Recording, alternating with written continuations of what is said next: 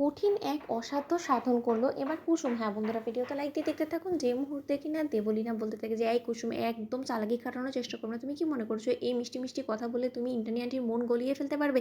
ইন্দ্রাণী আন্টিকে তুমি কোনোভাবেই হসপিটালে নিয়ে যাওয়ার জন্য বাধ্য করতে পারো না এবং সেই অধিকারটুকু তোমার নেই। তোমার এত বড় সাহস হয় কী করে বলো তো? এবারের কাজের মেয়ে হয়ে দিব্যি তুমি না বাড়ির মালকিনদের মতো কথা বলছো, তোমার লজ্জা করছে না?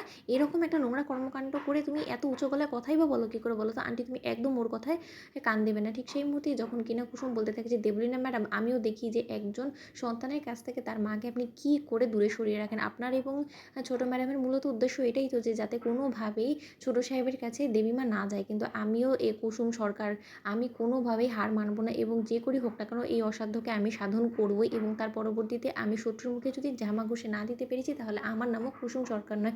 এ আমি বলে রাখলাম। ঠিক সেই মুহূর্তে যখন কিনা ইন্দ্রাণী গাঙ্গুলি ঘর বন্দি করে নিজেকে রেখে দেয় এবং অঝরে কাঁদতে থাকে এবং বলতে থাকে যে ঈশ্বর তুমি আমাকে পথ দেখিয়ে তুমি কী করতে পারি। আমি নিজে থেকে যেখানে কিনা নিজের ছেলেটাকে মৃত্যুর কোলে ঢুলে ফেলেছি এবং যেখানে কিনা আমি নিজে থেকে আমার ছেলেকে এতটা দূরে সরিয়ে ফেলেছি যে এর পরবর্তীতে আমার ছেলেকে আবারও আমার কাছে নিয়ে আসাটা আমার পক্ষে আর সম্ভব না। আমি কি করে ওর করা এই অন্যায়গুলো ভুলে গিয়ে ক্ষমা করে আবারও ওর কাছে ফিরে যাবো ঈশ্বর? অথচ এই মুহূর্তে আমার ছেলের সবথেকে বেশি আমাকে প্রয়োজন।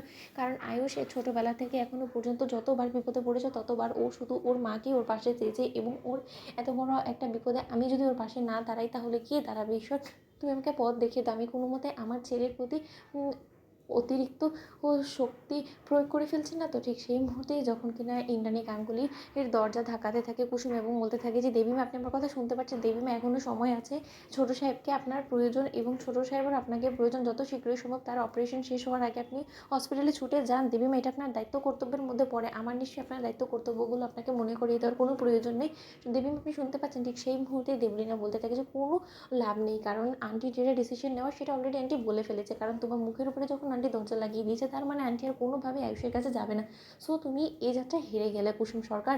ঠিক সেই মুহূর্তে কিছুক্ষণ বাদে তখন কিনা ইন্দ্রাণী গাঙ্গুলি দরজা খুলে বলতে থাকে যে কুসুম, আমাকে এক্ষুনি হসপিটালে নিয়ে চলো। আমার ছেলের বিপদে আমাকে পাশে থাকতে হবে। আমার ছেলের বিপদে আমি ঢাল হয়ে দাঁড়াবো। আমিও দেখি যে কী করে ঈশ্বর আমার কাছ থেকে আমার ছেলেকে এত সহজে কেড়ে নেয়। আমি কিচ্ছু হতে দেবো না আয়ুষের।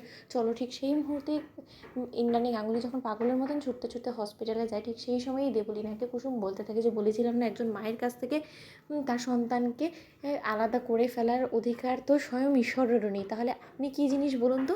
খুব শীঘ্রই দেখবেন যে আপনার এই নোংরা কর্মকাণ্ডগুলো একটু একটু করে ফাঁস হয়ে যাবে, যেটা এখনও পর্যন্ত চাপা রয়েছে। কারণ এতদিন ধরে তো শুধুমাত্র ছোটো ম্যাডাম শাস্তি পেয়েছে, এবার শুধুমাত্র ছোটো ম্যাডাম নয় বরঞ্চ আপনিও শাস্তি পাবেন এবং সেটা দিন ঘনিয়ে এসেছে। উল্টো গণনা আপনার শুরু হয়ে গেছে দেবলীনা ম্যাডাম। তো বন্ধুরা, লাইক শেয়ার করো, সাবস্ক্রাইব করো।